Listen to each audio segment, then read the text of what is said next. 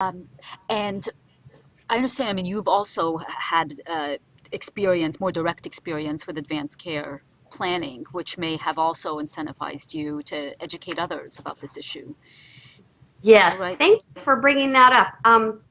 I and several of the contributors to the volume elected to tell our personal stories because they have influenced our passion for this topic so deeply.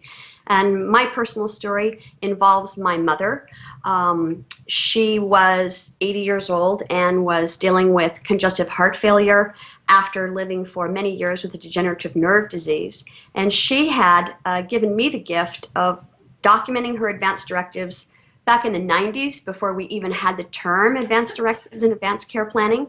And so I knew what she wanted and what she didn't want with regard to her medical care during the end of her life. And I tried to advocate for that. One day, after several admissions to emergency rooms and being in intensive care in and out for 3 months, the doctor said to me, Susanna, your mother needs a feeding tube.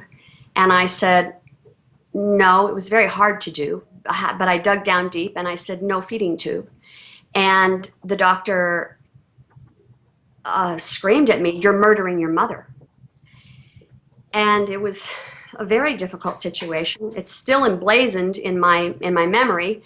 But she was adamant for years that she never wanted a feeding tube. And her advanced directives, her documenting it in writing for me, giving me that gift, helped me advocate for her, even though it was one of the most difficult things I've ever done.